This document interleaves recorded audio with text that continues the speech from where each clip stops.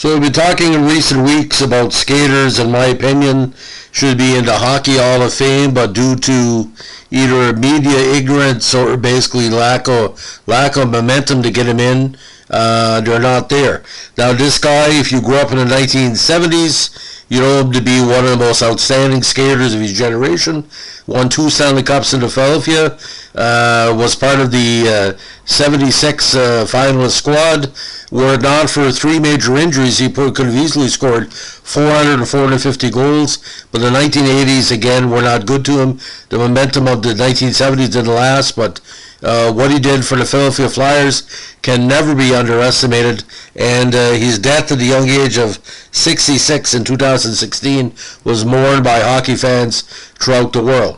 Now, today we're going to be talking about the pride of Lindsay, Ontario, beautiful community, of course, Rick MacLeish. Now, Rick MacLeish, born Richard George MacLeish, January 3rd, 1950, played 14 seasons in the NHL with the Flyers, the Whalers, the Penguins, and Detroit Red Wings. He skated for 10 seasons in Philadelphia, winning Stanley Cups in 74 and 75. Now, he was originally property of the Boston Bruins, who took him in that famous draft, where they also took Reggie Leach. They eventually traded him, and he found his way eventually to the Flyers. Now, he first came to major prominence by playing minor hockey in Cannington, Ontario, and went to the 62 Quebec International Pee Wee Hockey Tournament as a center. Now, his U team represented his hometown region. Now, he played junior with the Peterborough Peach from 67 to 70 and one of the top players of the Ontario Junior League for those 4 campaigns. Now, the Boston Bruins had selected him 4th overall in the 70 NHL Amateur Draft. After spending the first half of his first pro season with the Oklahoma City Blazers, he was involved in a 3-way deal which sent Bruce Campbell, Danny Shock, and a first-round pick to the Flyers, Bernie Perron, a second-round pick to the Toronto Maple Leafs, and Mike Shaky Walton to Boston. MacLeish then spent the rest of the 71 season with the Flyers, scoring 2 goals and 4 assists in 26 games. He added a goal in 4 playoff games. In the 72 season, he saw his output drop considerably to a single goal and consequently split the year between the Flyers and their AHL affiliate, the Richmond Robins.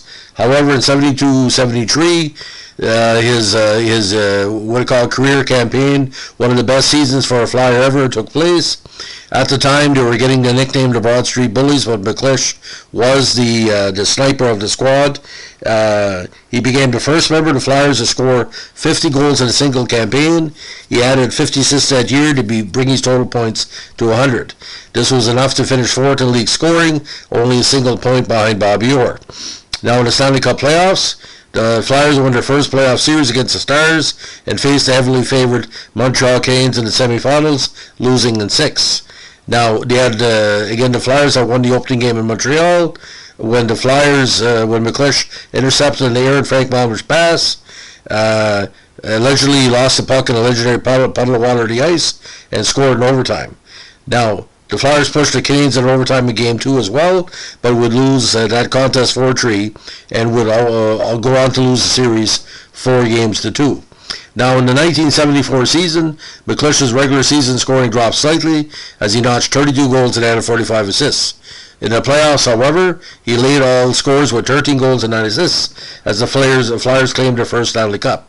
He scored the winner in the series' 6th and final game and narrowly missed out on winning the Conn Smythe Trophy to his teammate Bernie Perron. Now, after another successful regular season in 75 with 38 goals and 41 assists, MacLeish went on to lead his team again in playoff scoring as he won a 2nd consecutive title. The crown marked the last time the trophy was raised by a team consisting solely of Canadian-born players. Now, MacLeish's 76 season was marred by injury as he played only 51 games. However, he did score 22 goals and 23 assists in a regular season, but was unable to play in the playoffs, which saw the Flyers swept in 4 games by the Habs.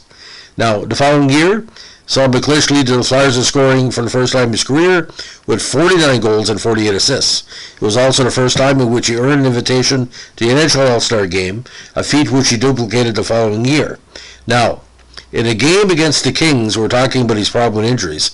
In April 78, MacLeish narrowly avoided serious injury, suffering a cut neck requiring 80 stitches when he slid into the skate on Marcel Dion. Several days later, he was back in the lineup. He joked later that he smoked a cigarette in the locker room afterward, and smoke came out of his throat. Now, after the 81 season, the Flyers traded MacLeish, Wesley, and Don Gillen to the Whalers for Fred Arner and Ray Allison. During the 82 season, the Whalers traded MacLeish to the Penguins for Russ Anderson. Pittsburgh then released MacLeish during the 83 season, and he played briefly in Switzerland. He rejoined the Flyers as a free agent for 83-84 and was traded during the season to his original Detroit Red Wings for future considerations. He retired at the end of that season. Now, according to many people who saw him play, he was heavily influenced by something was called river skating, where he developed his smooth, long-striding speed. MacLeish depended on a whipping and accurate wrist shot for the majority of his goals and was the Flyers' first pure goal-scoring sniper. He offers you scoring move, involved carrying the puck over the blue line, quickly darting to the left, and then wrist shooting the puck back to the right against the goaltender. Sort of like a tribute to Connor McDavid does a half tribute to it in his goals.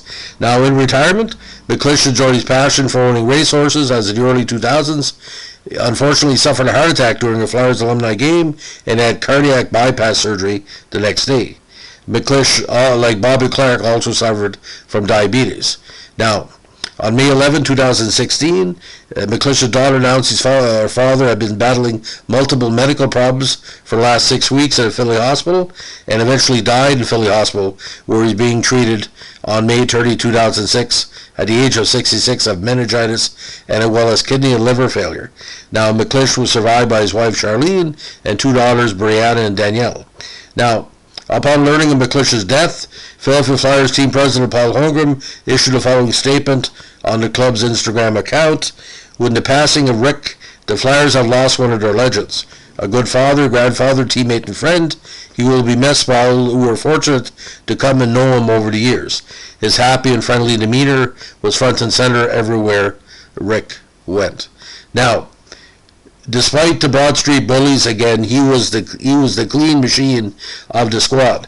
Now let's put this in perspective, ladies and gentlemen. From 73 again to 81, 50, 32, 38, 22, 49, 31, 26, 39, and 38 goals. Now, Pittsburgh in that 82 season merged with Hartford. He had 19 goals. Back with the Flyers in 84, he had 10 goals combined with Philadelphia and Detroit, 54 games. So, final NHL totals, 759 points in 846 games, 349 goals. Playoffs, a big 54 goals in 114 games, and what can be discounted, ladies and gentlemen, was that 2-season run in 74 and 75. 34 games, 24 goals, 18 assists for 42 points, again, almost 1.3 points per game. Now, if you're looking at MacLeish's career profile, there's a lot going on here. Now, the 50-goal season for the Flyers wasn't that, unpredicted. Now, he was also a native. He had lived in Cannington for a while as well. He scored 50 goals with Peterborough in 69, 92 points, and had 101 points with 45 goals in 1970. Now, he was an OHA first All-Star team with Peterborough in 1970. Now, he debuted February 4th, 71 against Chicago, and again, last game was a Detroit playoff contest in 1984. Now, he wore numbers 21 and 19 in Philadelphia, 7 in Hartford, 7 and 19 in Pittsburgh, and 23 in Detroit.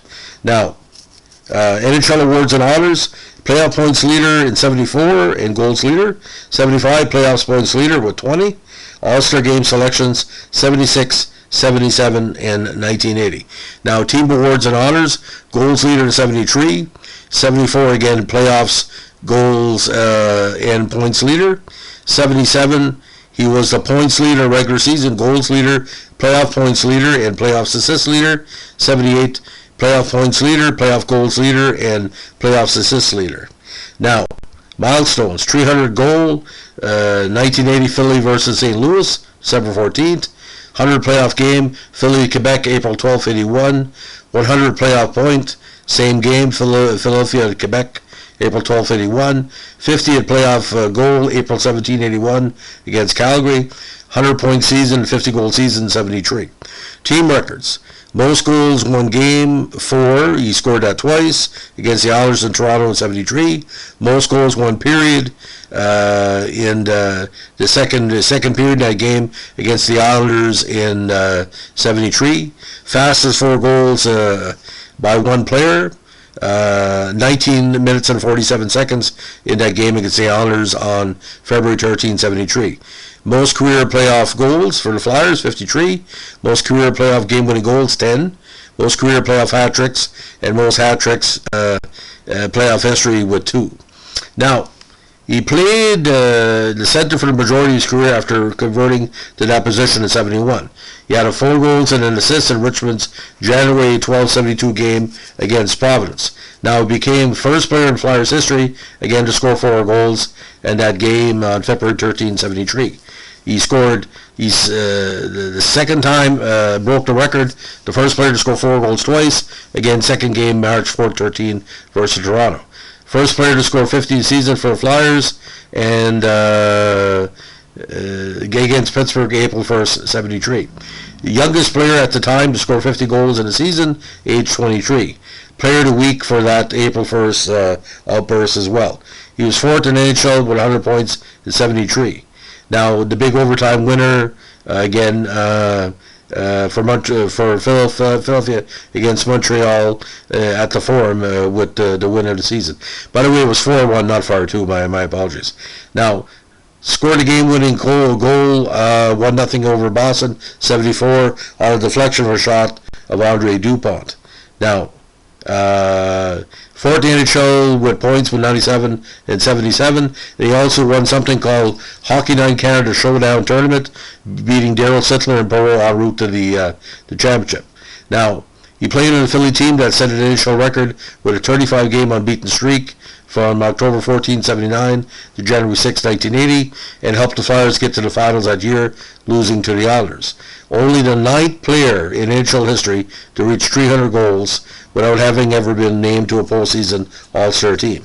Now, when he left Philadelphia in 94, he's ranked 3rd in team's all-time goals list, 328, 3rd on all-time assists, 369, 3rd on all-time points with 697, and of course inducted in the Flyers Hall of Fame in 1990. Now, we talked about the Walton deal, and the Hawk eventually remained in the Philly area, of course, southern New Jersey, and went to financial services and insurance business after retirement, working at Equitable Financial Services in Cherry Hill, and later as one of the partners at Financial Options Incorporated in Linwood, New Jersey. Now, talking about the injuries. The bad injury during Richmond's game against Baltimore, February 8, 72, torn ligaments. He missed, again, the torn ligaments caused him to miss the 76 playoffs, which was a big factor in Montreal beating the Flyers when he was checked by Harold Snepps on February 5th of that year. Now, he broke his neck in an off-season accident where he flipped his van, skidding on a wet street on May 4th, 77. His teammate Bob Daly, also in the van, was not hurt. MacLeish was eventually hospitalized for nearly a week and had to wear a full-body cast for 6 weeks, but healed in time for training camp. Anyway, talked about the Marcel Dion accident. He missed quite a bit of games in 78 and came back for the season finale. Now, miscellaneous as well, also selected by the Whalers in the 72 WHA entry draft, and later signed after Pittsburgh gave up on him. He signed with Cloton, Switzerland, but returned to the Flyers instead of playing in Europe after that first game. He was also selected by the Houston Oilers in 73 draft of established professional players. Now, he came to the Flyers 83 camp as a trial basis and made the opening night roster. Now, talked about the harness racing fan. He owned numerous standardbred horses during and after his playing career. Now, He was also known to play on Philadelphia's vaulted power play on left wing because the extra power, he had that great wrist shot, of course. Again, what stands out with the Hawk, he had probably one of the best wrist shots other than Steve Shutt in NHL history. You can't teach that. It was all natural talent. So Rick MacLeish, deeply missed by the Flyer faithful, deeply missed by NHL fans of all aspects. MacLeish didn't talk. He just did it. There was no bragging with this guy. He never tried to humiliate an opponent. I don't remember all the games I watched. He ever did anything that made fun of the other team. He was playing some really, really shitty teams in the early 1970s, Toronto, St. Louis, the Islanders. And, you know, for him to score 4 goals, it wasn't what you call... he wasn't showing them up. He was that good. You couldn't stop him. You let him have his goals. You were hoping that MacLeish would only get a goal and assist because he would truly wake up. He scored 3-4. He literally did that as a drop of a hat. But can you imagine, ladies and gentlemen, Reggie Leach arrived, and he didn't win the cup after... He only won 1 cup after Reggie Leach arrived. Hockey is funny. They have more offense with Leach in the lineup, and but with MacLeish being injured in 76. Don't forget, Perron was out and MacLeish was out in 76, not using that excuse, but the full Flyer team never played Montreal in 76, and that played a big factor. So ladies and gentlemen, if you like what we're doing with our Vintage NHL podcast, give us a like, comment, and subscribe. This is another Boston player that got away, but you know, in hockey, things can happen very quickly, but Rick MacLeish, with the Spectrum rink, with the Spectrum fans, he thrilled everybody in that rink, ladies and gentlemen. And we always have to remember, even though Canada softened up the Russians, it was the Flyers that defeated them in that Super Series 76, the touring. And he couldn't have done it without the talent of all their players, especially the unheralded superstar, Rick MacLeish. Thanks for listening. Bye.